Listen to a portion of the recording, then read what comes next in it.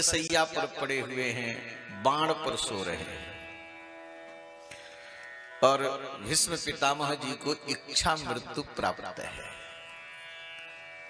जब ये चाहेंगे तब मरेंगे,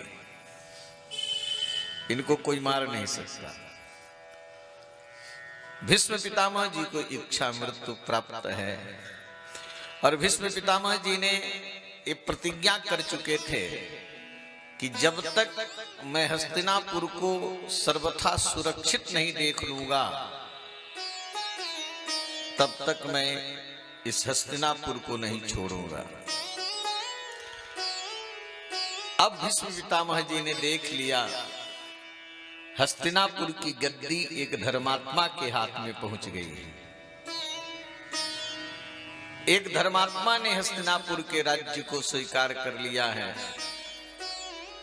जब राजा धर्मात्मा होता है तो प्रजा सुखी होती है। यदि राजा ही पापी होगा तो प्रजा कहां से सुखी होगी। धर्मात्मा के हाथ में हस्तिनापुर की गद्दी को देख करके अब महात्मा भीष्म ने सुनिर्णय किया है कि अब हमको यहां से जाना चाहिए। भीष्म पितामह जी अपने पांच भौतिक शरीर का त्याग करना चाहते हैं। ये बात सब जगह फैल गई। भीष्म पितामह से मिलने के लिए बड़े बड़े अमलात्मा, बड़े बड़े महात्मा, बड़े बड़े संत जन, बड़े बड़े ब्रह्मर्षि, राजर्षि, तपस्वी, कर्मकांडी, ये सभी महापुरुष पधारते हैं। तत्र ब्रह्मर्षयः सर्वे देवर्षयश्च सप्तम राजर्षयश्च तत्रासन् द्रष्टुम भरत पुंगव। भरत वंशियों में श्रेष्ठ महात्मा भीष्म का दर्शन करने के लिए बड़े बड़े राजर्षि, ब्रह्मर्षि ये सब आने लगे। देवर्षि आए। कौन कौन आए? पर्वतो नारदो धौम्यो।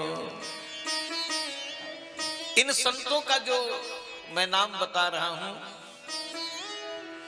इनके स्मरण करने मात्र से जीव पवित्र हो जाता है। इन संतों का परिचय देना तो बहुत कठिन है, लेकिन नाम ही सुनो। पर्वतो नारदो, पर्वत मुनि आ रहे हैं, नारद मुनि आ रहे हैं।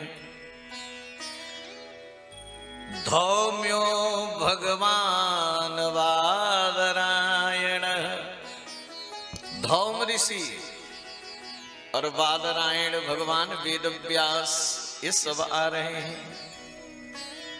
सभी संत आ रहे हैं। बृहदस्वो भरद्वाज, बृहदस्व भरद्वाज और अपने शिष्यों के साथ श्री परशुराम जी महाराज। और मेरे भाई, अगर शिष्य के मृत्यु के समय गुरु का आगमन हो जाए तो शिष्य कितना भाग्यशाली होगा। शिष्य अपने प्राण का त्याग करना चाहता हो और गुरु उसके सामने उपस्थित हो, उसके भाग्य को कौन कह सकता है। आज भीष्म पितामह जी महाराज के गुरु जी भी आ गए। भीष्म पितामह जी के गुरुदेव कौन हैं? भगवान श्री परशुराम जी महाराज। और भगवान परशुराम जी अपने शिष्यों के साथ आ गए। बृहदस्यो भरद्वाज सह शिष्यो रेणुकासुतः।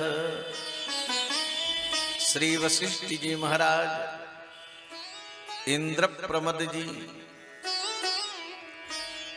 त्रित गित्सम असित, कक्षीवान, गौतम, अत्रि, विश्वामित्र और सुदर्शन, सभी का मैं नाम नहीं ले पा रहा हूं। ये सभी संत पधारे हैं। संतों का दर्शन भीष्म पितामह जी ने किया है। संतों का दर्शन अभागों को नहीं होता है, भाग्यशालियों को होता है। जब द्रवहि दीन दयाल राघव, तब साधु संगत पाइए। सच्चे संतों का दर्शन हो जाए, सच्चे साधु का दर्शन हो जाए, तो समझ लेना भगवान का दर्शन हो गया। आज संतों का दर्शन पा करके महात्मा भीष्म बहुत प्रसन्न है, बहुत प्रसन्न। और महात्मा भीष्म पूजयामास धर्मज्ञो, संतों का दर्शन करके महात्मा भीष्म संतों की पूजा कर रहे हैं। अब आप लोग कहोगे कैसे पूजा कर रहे हैं जब सरी सैया पर पड़े हैं? तो इसलिए यहां पर एक शब्द आता है कि देश काल विभाग विद। ये देश काल के विभाग को जानते हैं, किस देश में किस काल में कैसी पूजा की जाती है। पूजा बहुत अच्छी बात है, प्रणाम बहुत अच्छी बात है, लेकिन ये भी हम ज्ञान रखें कि हमको पूजा कब किस समय कैसी करनी है, और प्रणाम भी हमको कैसे कहीं ऐसी स्थिति है कि पूजा मानसिक भी की जाती है, और कहीं ऐसी स्थिति होती है कि प्रत्यक्ष पूजा की जाती है। कहीं पर जाकर के चरण का स्पर्श करके प्रणाम किया जाता है, तो कहीं पर मानसिक प्रणाम किया जाता है। प्रणाम दोनों तरफों से। अब गुरुजी बैठे हैं, बहुत भीड़ है, अगर हम प्रणाम करने के लिए जाएंगे तो बहुतों को कष्ट होगा, तो वहां क्या विधान बनावे? गुरु ही प्रणाम मन ही मन कीन्हा। अब गुरुजी सामने मिल गए तो फिर तो साष्टांग प्रणिपात करे, वहां फिर गुरु ही प्रणाम मन ही मन कीन्हा क्यों लेंगे? तब तो वहां अपराध बन जाएगा। दोनों में अपराध है। एक जगह जाकर के प्रणाम करने में अपराध है, और एक मानसिक प्रणाम करने में भी अपराध है। एक प्रत्यक्ष पूजा का विधान। इसलिए महात्मा भीष्म जी धर्मज्ञ हैं, धर्म को जानते हैं, कहां पर कैसी पूजा करनी चाहिए। इसलिए देश काल विभाग विद, तो संतों की पूजा करना आवश्यक है। संतों का दर्शन हुआ तो यहां महात्मा भीष्म जी मानसिक पूजन कर, क्योंकि सरसैया से उठ सकते नहीं, शरीर में बाण लगा है। और एक बात ध्यान देना, भीष्म पितामह का कोई भी बाण पीठ में नहीं लगा है। भीष्म पितामह जी सब सामने से लगा,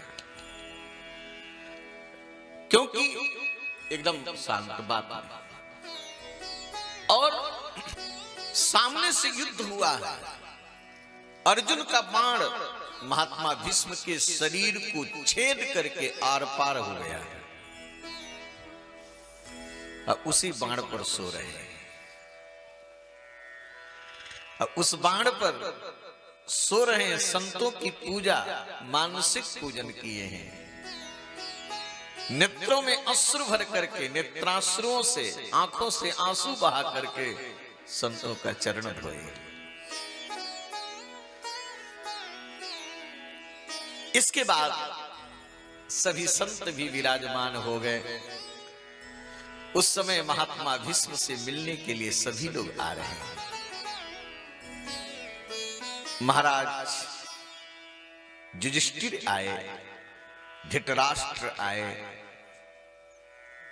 भीम आए, नकुल आए, सहदेव आए, माता कुंती आई,